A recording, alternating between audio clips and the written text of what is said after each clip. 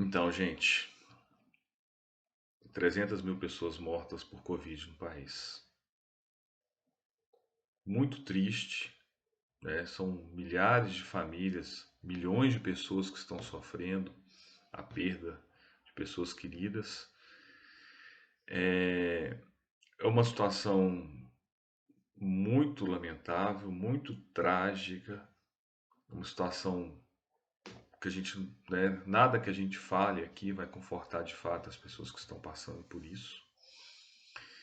É, esse nível de mortandade da população brasileira não há registro na história moderna, tá? A gente pode comparar isso, o único momento da história que o Brasil passou, né, por uma mortalidade em massa foi durante a colonização, em que os portugueses, os bandeirantes, dizimaram povos indígenas inteiros, né, aldeias inteiras, tribos inteiras, tanto com as armas quanto com vírus e bactérias. Então, assim, na história moderna brasileira, isso nunca aconteceu. Se a gente for pensar, né, a pandemia está atingindo o mundo todo. Então, a gente não pode falar que é culpa do presidente brasileiro. Mas a gestão da pandemia, ela é diferente. Tem países que praticamente não sofreram os efeitos da pandemia, tiveram uma gestão muito eficiente. Nova Zelândia, a própria China, né? Tem países que sofreram muito na primeira onda, no início, mas aprenderam e passaram a administrar de uma forma um pouco mais racional. A Itália é um exemplo. Tem países que sofreram muito em duas ondas, né? Os Estados Unidos, inclusive já morreu mais de meio milhão de pessoas nos Estados Unidos. E tem países que a gestão da pandemia é desastrosa em todos os dias, desde o primeiro momento em que esse vírus chegou ao Brasil. Eu estou falando dos Estados Unidos, mas lá, por exemplo, a vacinação está avançando de forma bem mais rápida, né? E os índices de mortes estão caindo rapidamente, coerente com o aumento da vacinação. Então, a gestão do governo federal ela tem sido desastrosa. Negacionismo, né? Em vários momentos o Bolsonaro falou que é, era uma gripezinha, que não era isso tudo, que a mídia estava impondo terror, que estavam querendo usar o vídeo para deixar as pessoas em casa. Insensibilidade, né? Ele chamou os brasileiros preocupados com vídeos de covarde, ele chamou, falou que era mimimi, ficar chorando pelos mortos, é, enfim, ele não demonstrou a menor empatia, né, pela situação que o país está vivendo, pelas pessoas que estão sofrendo, uma incompetência muito grande, né? Até que pode-se falar que o ministro Mandetta e o ministro Tais tentaram, mas ficaram pouco. E o Pazuello, né, um desastre total. Trocou doses de vacina do Amazonas com o Amapá, que tem população muito diferente. Arrumou uma confusão com as empresas, né, que poderiam estar fornecendo a vacina. Enfim, um desastre. E ainda o próprio Bolsonaro promoveu aglomerações em muitos momentos. Algumas coisas ridículas, né? Cavalgou na frente de apoiadores em Brasília, nadou no meio de apoiadores em Santa Catarina, eh, promoveu inúmeras manifestações, enfim.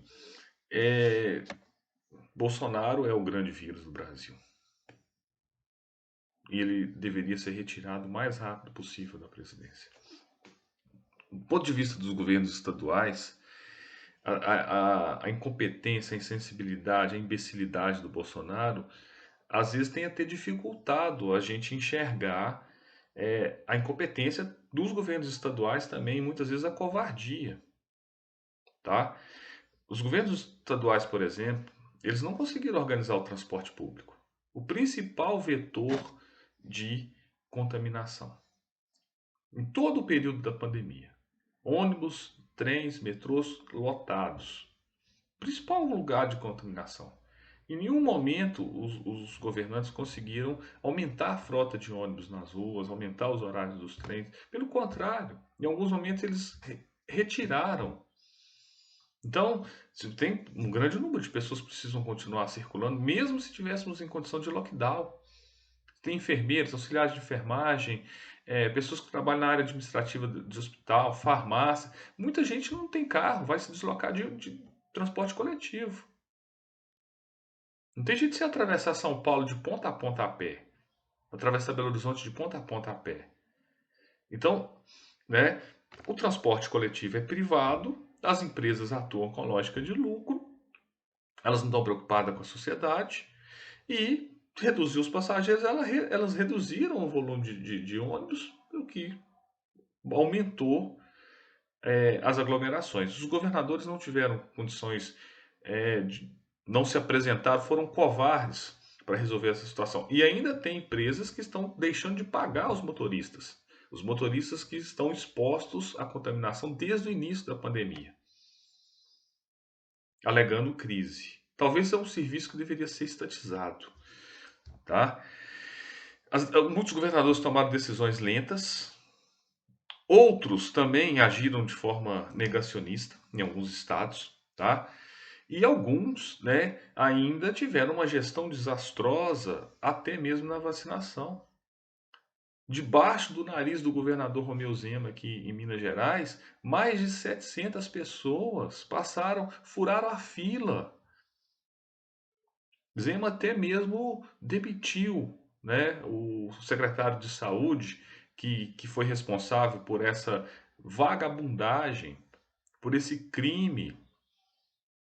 Tem motoristas de ônibus, coveiros, pessoas aí que estão precisando da vacina e o senhor secretário e parte da sua equipe se vacinou antes do momento.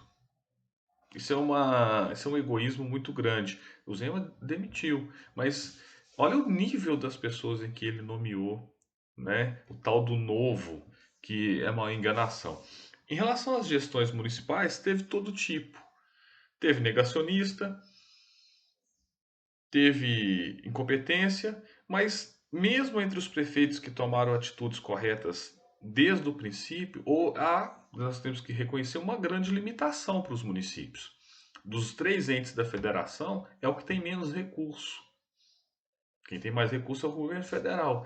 E além disso, você tem, por exemplo, regiões metropolitanas, lugares que têm interação de um município com outro. Então, às vezes, um prefeito de um município toma uma decisão, o do município vizinho toma uma decisão contrária. Então é muito difícil, né? Mas então muitos prefeitos que estão vivenciando com mais proximidade o desastre, mas é uma questão muito limitada porque faltou uma coordenação nacional.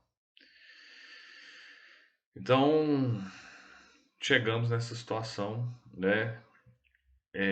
Por essas questões das gestões federal, estadual, municipais, e poderíamos dizer também que uma parte da população, né, alegando a liberdade, né, a liberdade de se aglomerar, a liberdade disso. Então se a gente precisa observar a curva de casos e mortes no país. Ano passado ficou muito tempo no platô, né, ou seja, um índice alto de casos, mas não aumentava nem diminuía. E aí começou a diminuir lentamente ali por agosto, setembro. Quando chegou em outubro, nós chegamos a um nível um pouco mais baixo. Aí vieram as eleições. As eleições também foram criminosas. O governo federal jogou fora testes e colocou mesários para ficarem expostos o dia inteiro. Poderia ter testado todos os mesários na semana das eleições, organizado melhor isso. Aí depois da eleição vem Natal, que não é só os eventos de Natal, as reuniões de família. Começa quando as pessoas vão ao comércio, vão às compras, né? Aglomerações aí, tudo quanto é canto, os casos subiram. Aí vem a festa do Natal, né? Mais um, um momento propício para a propagação do vírus. Passa pelo Ano Novo, com mais reuniões, pessoas que vão para sítio, churrasco, não sei o quê. O mês de janeiro, o que a gente viu foram praias lotadas, no Rio de Janeiro, no litoral paulista, no litoral catarinense, onde inclusive, né, é, teve várias festas. No litoral paulista lá, o Bolsonaro foi nadando no meio da multidão na praia. Mês de janeiro inteiro, carnaval, com festas clandestinas, né, e tudo. Então, o que isso inclusive está resultando num número maior de pessoas mais jovens contaminadas nesse momento trágico em que a gente está vivendo. Como que a gente sai disso? Né? Com vacina, com distanciamento social, com o uso de máscara. E aí tem uma questão: como que as pessoas vão ficar em casa? Como que o comércio fica fechado? Com esse auxílio de R$ 250, isso é ridículo. Então a gente precisa de preocupação com a economia junto com, ao mesmo tempo, com ampliação rápida, acelerada da vacinação. Eu não sei quando que isso vai acontecer, infelizmente. O que eu tenho, né, para colocar é que quem tem condição de ficar isolado tem que ficar isolado. Tem que evitar os contatos, tem que evitar a possibilidade de circulação de vírus. Aliás, não é só o vírus.